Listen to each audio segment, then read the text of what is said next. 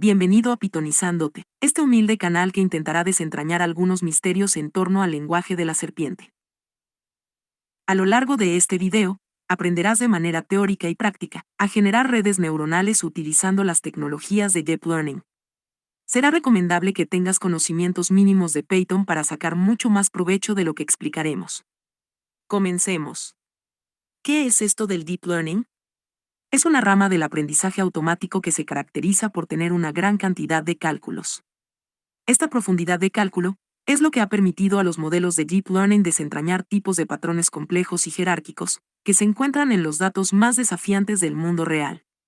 En cuanto a las redes neuronales, estas están compuestas por neuronas, donde cada neurona individualmente realiza un cálculo. El poder de una red neuronal viene de la complejidad de las conexiones que estas neuronas pueden formar. Aquí tenemos un ejemplo que representa una neurona unitaria, y esta es la fórmula que se aplica. Tenemos los pesos de la neurona, que es el W, es un tipo especial de ponderación al que llamaremos peso, tenemos B, que llamaremos el sesgo, y finalmente I, que es el resultado. Además, X sería la entrada. Es decir, si tenemos, por ejemplo, una variable número de casas, pues X representaría el número de casas. Si tenemos más de una variable, tendríamos varios X como tenemos a la derecha. La conexión con la neurona tiene un peso W, como ya hemos comentado, se multiplica el valor X por el peso. Es decir, se multiplica el valor X por W, comentar que una red neuronal aprende modificando sus pesos, o sea los W. Además, como ya hemos dicho, ves un tipo especial de ponderación que llamamos sesgo. El sesgo no tiene ningún dato de entrada asociado. El sesgo permite a la neurona modificar la salida independientemente de sus entradas. Finalmente, y es el valor que produce la neurona. Para obtener la salida, la neurona suma todos los valores que recibe a través de sus conexiones. Finalmente, mencionar también que una neurona puede tener múltiples entradas, como se visualiza en el gráfico de la derecha. Con múltiples inputs podemos agregar más conexiones de entrada a la neurona, es decir, más X, una para cada característica adicional. Para encontrar la salida multiplicada, haríamos cada entrada por su peso de conexión y luego la suma de todas. Es decir, utilizaríamos la siguiente fórmula de abajo. Ahora vamos a ver cómo se generan a nivel de código estas neuronas unitarias. Como ya hemos comentado, utilizaremos la librería de Keras pero dentro de TensorFlow. Con Keras, generar una capa con una neurona es muy sencillo. Vamos a utilizar los tipos de modelos secuenciales, por eso se utiliza esta fórmula de Keras.secuencial. Vamos a añadir una capa densa, layers.dense, y en un int que igualamos a 1, es decir, una neurona. En input int lo que hacemos es indicar el tamaño de las variables de entrada que utilizará la red neuronal. Ahora veremos cómo combinar y modificar estas unidades individuales para modelar relaciones más complejas. Para eso tenemos que introducir el concepto de capas. Las redes neuronales suelen organizar sus neuronas en capas. Cuando reunimos unidades lineales que tienen un conjunto común de entradas, obtenemos una capa densa. A través de un conjunto de capas densas, una red neuronal puede transformar sus entradas, de forma cada vez más compleja, en una red neuronal bien entrenada. Cada capa es una transformación que nos acerca un poco más a la solución final. Aquí tenemos un ejemplo de una red con diferentes capas. Tenemos los inputs que habíamos comentado antes, la capa densa con diferentes neuronas, en este caso 2, y después la salida que serían los outputs. Mencionar además que en Keras hay muchos tipos de capas. Una capa puede ser cualquier tipo de transformación de datos. Muchas capas, como las capas convolucionales o recurrentes, transforman los datos mediante el uso de neuronas, y se diferencian principalmente en el patrón de conexiones que forma. Ahora vamos a introducir un último concepto, que es la función de activación. Dos capas densas sin nada en el medio no son mejores que una sola capa densa. Lo que necesitamos son funciones de activación. Sin función de activación, las redes neuronales solo pueden aprender relaciones lineales. Para ajustar las curvas necesitaremos usar una función de activación. Una función de activación es simplemente alguna función que aplicamos a cada una de las salidas de una capa. Como a veces nos interesa aprender relaciones que no son lineales, ahí es cuando aplicamos la función de activación. Además, tenemos la opción de aplicar una especie de cálculo que se conoce como rectificador a una unidad lineal. Cuando hacemos esto, obtenemos una unidad lineal rectificada, también conocido como ReLU, que es una función de activación ampliamente utilizada en diferentes redes neuronales. Vamos a ver cómo podemos apilar capas para obtener transformaciones de datos más complejas. Un conjunto de capas densas apiladas crea una red completamente conectada.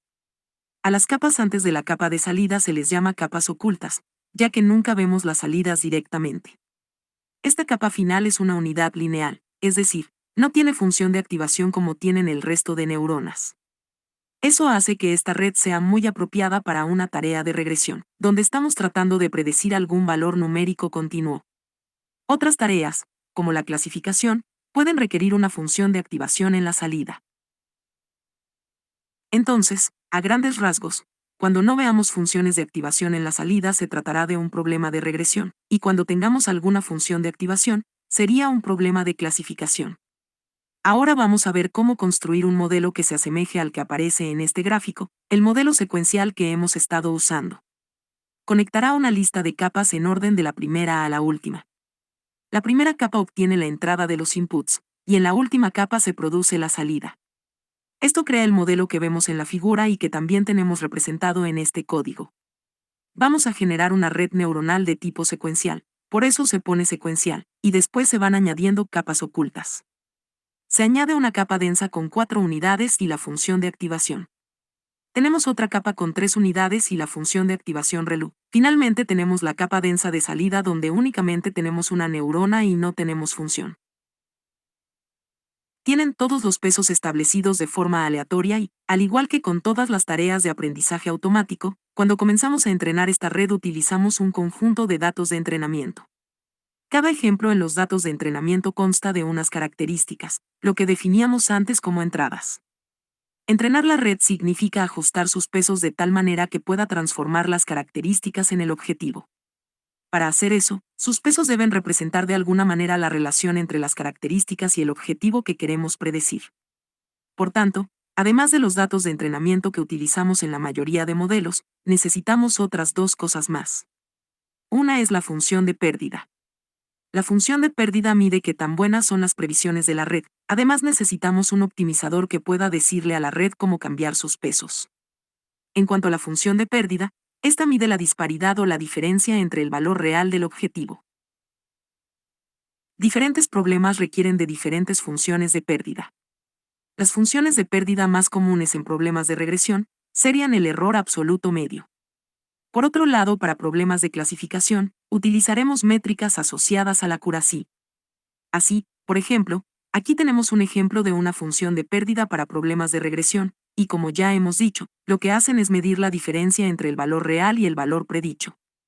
El segundo elemento que necesitamos para entrenar la red era el optimizador.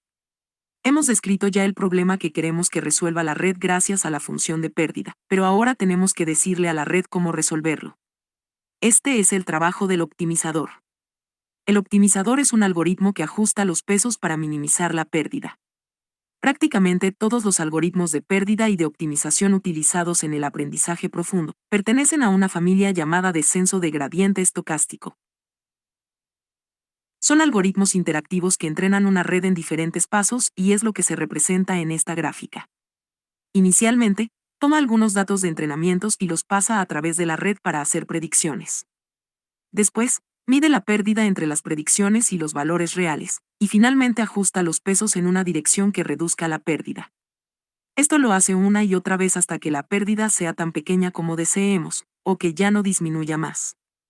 Entonces este optimizador lo que hace es ir ajustando la predicción al conjunto de valores, que serían estos en rojo. La función de la pérdida va disminuyendo y los pesos se van ajustando hacia el valor óptimo. Hay además otros dos conceptos clave que forman parte del entrenamiento de los modelos, y tienen gran repercusión. Serían la tasa de aprendizaje y el tamaño del lote. La muestra de datos de entrenamiento de cada iteración se denomina mini batch, mientras que una ronda completa de estos datos de entrenamiento se denomina época. Es decir, un subconjunto sería el mini batch, y la muestra completa es el epoch o época. Si nos fijamos en el gráfico anterior, los cambios se producen poco a poco. Es decir, los pesos no se ajustan totalmente ya de una sola vez, sino que es de manera reiterativa y son pequeños cambios que se van acumulando. El tamaño de estos cambios está determinado por la tasa de aprendizaje. Una tasa de aprendizaje menor significa que la red necesita más tiempo antes de que sus pesos converjan en los mejores valores.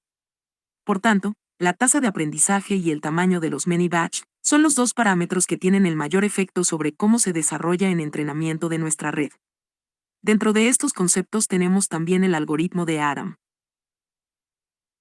ARAM es un algoritmo de descenso de gradiente que tiene una tasa de aprendizaje adaptativa, lo que lo hace adecuado para la mayoría de problemas. Por tanto, es un optimizador de uso general. Para utilizarlo, una vez que ya hemos definido las capas que va a tener la red, tendríamos que utilizar esta función del modelo. A esta función le pasaríamos el optimizador de ARAM. Ya hemos llegado al final de este video. En el próximo video pondremos en práctica la teoría que acabamos de aprender, viendo cómo programar con Keras todos estos pasos y elementos de la red neuronal que acabamos de explicar.